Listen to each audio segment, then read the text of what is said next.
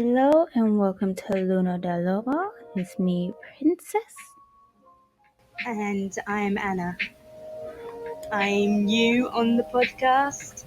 This is my first time being here, so I thought I would just introduce myself and we'll see how it goes. So, my name is Anna. I am from a group called Strawberry Angel, and I have been in Lunar World Entertainment for like 2 years now. How long has it been? Do you remember, Princess? Yeah, it's been 2 years.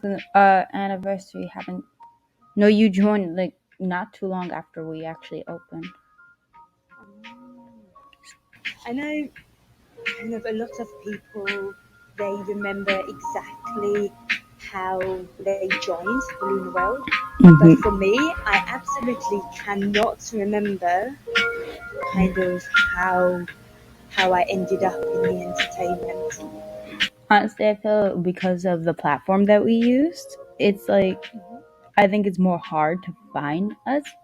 But the way we literally the CEOs found each other was on a specific amino like community. So we didn't think anyone actually would find us on amino at first. That's what it was kind of weird that you and I were like actually like the first people who actually found us. And so were we like in the same chat, like in the other Amina? I know live specifically. I remember seeing her auditioning. Like you know how there's like Amino Creator app like separate.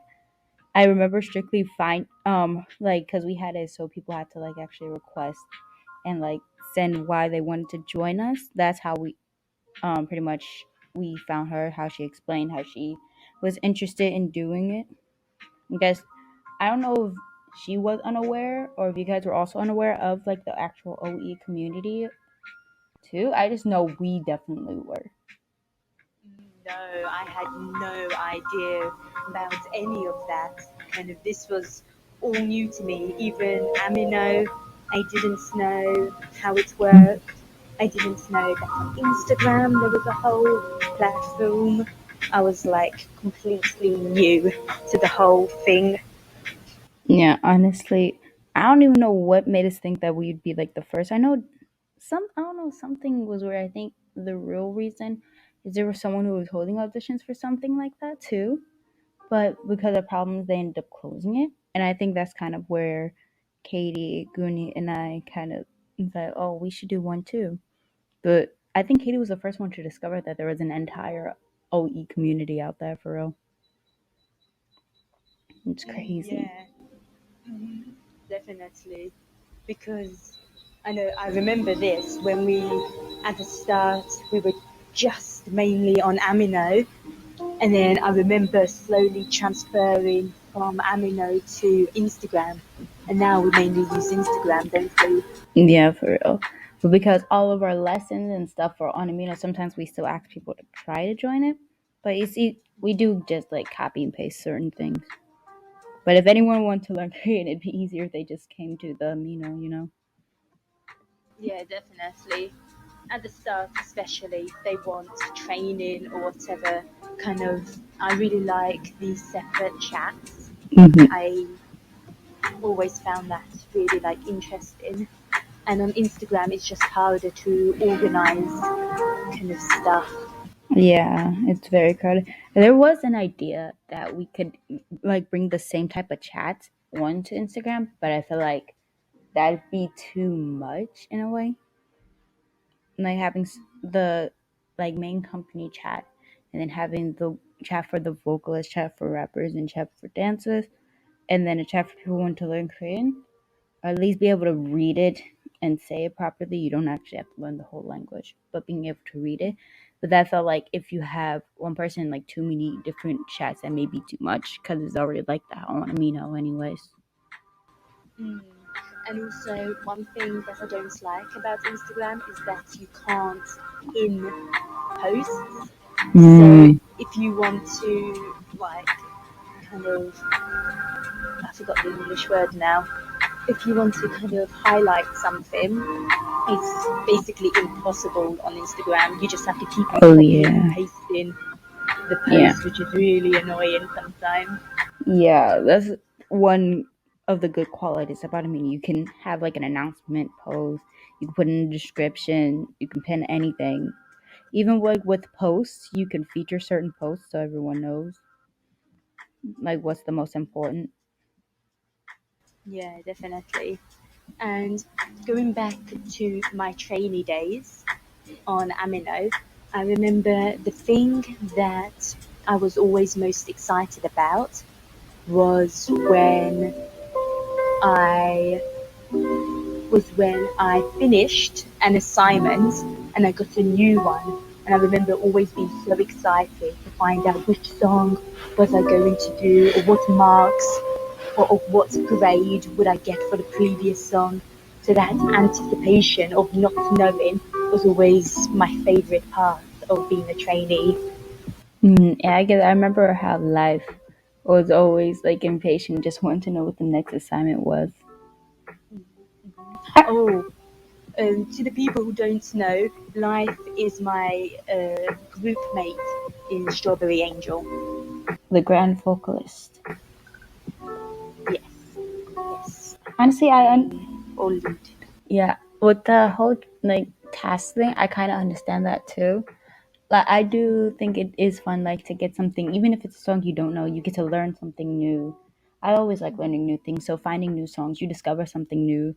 Like even with the group, when Katie comes up with certain songs for groups to like do for pre-debut or debut, like it helps me find new songs too, and I'm like, oh, this is a really good song. So even with training process, I think being excited about what the new task would do is also like a fair expression because I think I would be too. I know a lot of these singing songs, Hmm. kind of the singing tasks, I already knew beforehand, but Hmm. a lot of the rap ones I didn't have a clue about. I Hmm. know for my audition, I had to do Zombie High by Tracy, Hmm. and like I had never heard of that song before, and it was just like so cool when I got to learn it. Because have you heard the song? No, I have not. It's really fast paced. And I Mm. remember listening to it and thinking, how on earth am I going to rap this? I'm gonna So have that to was a look. great challenge for me. I'm gonna have to look it up. I like new Yeah. music. So it's interesting. Like even like in the OE world in general, the way I mostly only focused on our company so much and how like I literally even if I had school or work, I spent at least 13 hours a day just dedicated on our amino or doing things for our company. Even though we're kind of transferred mostly to Instagram, I still spend like 13 hours just on the company alone.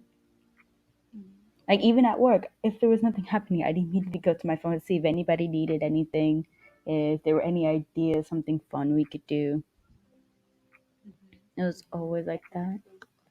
And I honestly think if like once I graduate and stuff and I could get everyone from all over, we should definitely make it for real.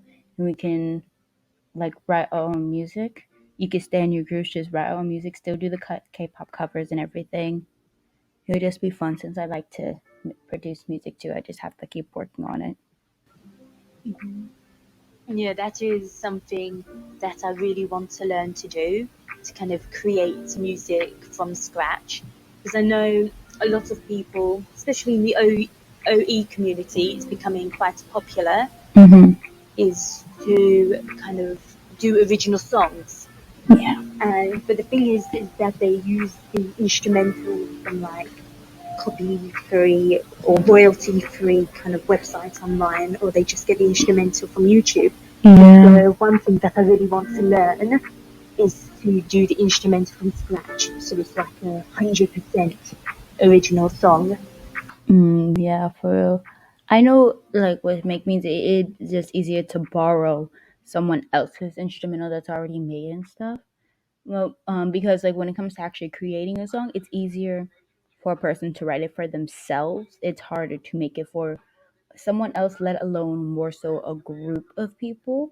So props to anyone who can make songs for groups. Because I know when I write songs, I'm like, I want to make something. for a group because I know everyone's kind of interested. Let's do original music type thing. But it's a lot harder than they think. If you don't know how to produce a song in general, you don't realize how hard it is to make it for someone else compared to yourself because you know how you sound, you know what would fit you better. But when it comes to other people, it's harder to make. And I've tried, like, I took Katie's song and tried because she wanted to make it for a group, but the way we were producing it, it didn't seem like it fit a group. Because Brian and I were making it, but it more so fit the way I would sing and rap it compared to anyone else would.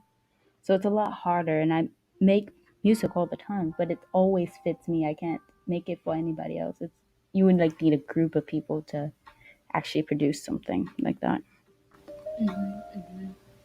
I find it just hard in general, full stop.